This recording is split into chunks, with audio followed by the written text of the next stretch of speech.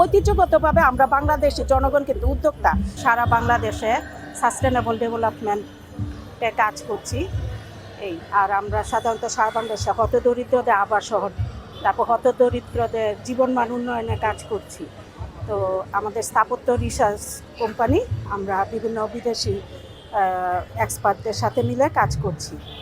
তো আর এখানে আমরা নাগরিক আজকে কমিটিতে এসেছি, কারণ একা একা অনেক দূর হাঁটা যায় না, অনেক দূর যাওয়া যায় না। আমার প্রতিষ্ঠান থেকে আমার তো এত সামর্থ্য নাই যে আমি একা একা অনেক ভালো কিছু করব, অনেক কিছু করব, কিন্তু আমার বিশাল এক মাস্টার প্ল্যান আছে, এইভাবে করা যায়, এইভাবে করা যায়। যেহেতু আমি পড়ালেখা করেছি বুয়েটে, আর যেহেতু আমি 534টা এলাকায় সারা বাংলাদেশে একদম গ্রামের লুট লেভেলে গিয়েছি, তাদের অবস্থাগুলি জানি।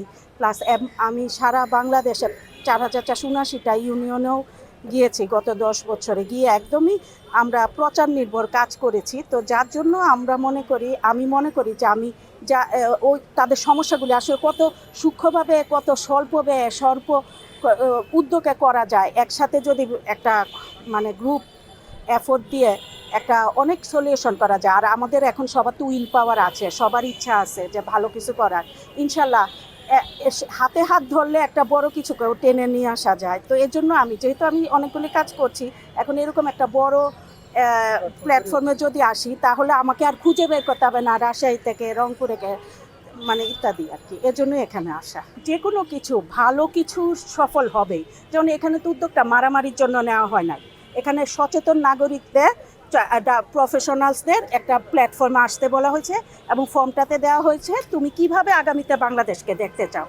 তো আমার বাংলাদেশে আমার বাচ্চারা পড়ালেখা করবে, এই দেশে ওরা ফিউচারে একটা খুব স্মার্ট নাগরিক হবে। এখন গ্লোবালাইজেশনের যুগ, এখন যে বাংলাদেশে বসে বিদেশের রেমিটেন্স আর্ন করছে আইসিটির মাধ্যমে বা বিভিন্ন প্রযুক্তি নির্ভর খাতে, আবার আমাদের দেশের ছেলেমেয়েরা বিদেশে গিয়ে অনেক সুনাম অর্জন করছে। তো এরকম যে একটা উদ্যোগ হয়েছে যে গ্লোবাল ফিল্ডে আমরা এখন অ্যাড হয়েছি।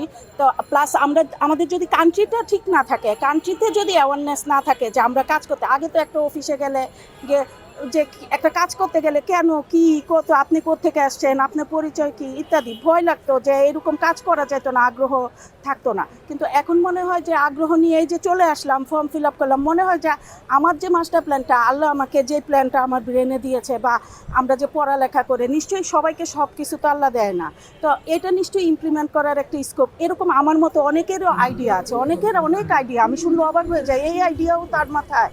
তো সবাই কাজ করার স্কোপ পাবে। যেমন ধরেন আমাদের দেশে আমাদের ঐতিহ্যগতভাবে আমরা বাংলাদেশি জনগণ কিন্তু উদ্যোক্তা। যেমন আমরা নিজের মাছ নিজের করি, নিজের জমিতে নিজে চাষাবাদ করি, তারপরে আমরা নিজেরা অনেক কিছু উদ্যোগী পণ্য করে নিজের বাড়ি নিজে তৈরি করি। আমাদের গ্রামে যেহেতু আমি গিয়েছি, তো আমরা কিন্তু স্বনির্ভর, আমরা কিন্তু উদ্যোগ নিয়ে কাজ করতে পারি। তো এখন দেখছি খালি চাকরি চাকরি চাকরি করে। তো এখন আমার প্ল্যানিং ওই যে 4479টা ইউনিয়নে যদি আমি 270 জন করে সিলেক্ট করতে পারি, তাদেরকে যদি আমরা একটু প্রশিক্ষণ দেই, মোটিভেশন করি, বুঝাই, তাদেরকে যদি আমাদের আইডিয়াগুলি বা অনেকের অনেক আইডিয়াগুলি একটা প্ল্যাটফর্মে নেই, তখন সে আইডিয়া পেয়ে যাবে, আরে এটা তো আমি করতে পারবো। তখন সে তার উদ্যোগের উপায়টা নিয়ে সে কাজ করবে, এবং তার বাড়িটাই হবে তার সর্বনিম্ন আয়ের উৎস। যেমন একটা মহিলা গার্মেন্টসে ভালো সেলাই করে কিন্তু চক্ষু লজ্জায় করতে পারে না, তো সে তার ঘরে বসেই করবে, তার পণ্যটা বিক্রি করা যেমন এই প্ল্যাটফর্মের মাধ্যমে বিক্রি হবে, বাইরে যাবে।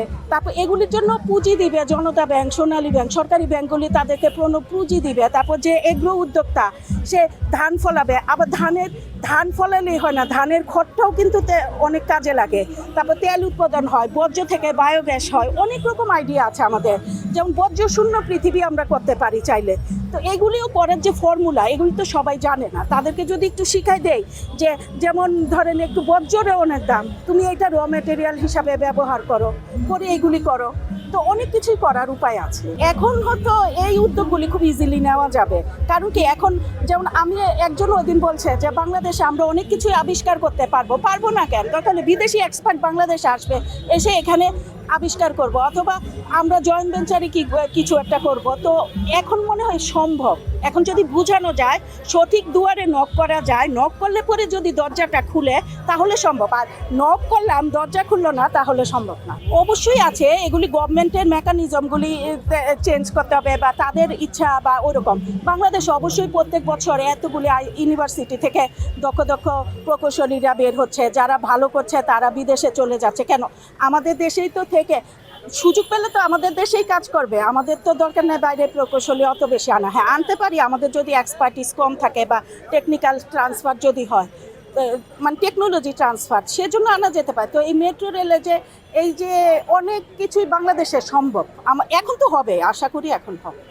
সংবাদ, ফিচার ও অনুষ্ঠানের জন্য ভিজিট করুন সংবাদ প্রকাশের ওয়েবসাইট এবং যুক্ত থাকুন ফেসবুক পেজ ও ইউটিউব চ্যানেলের সঙ্গে।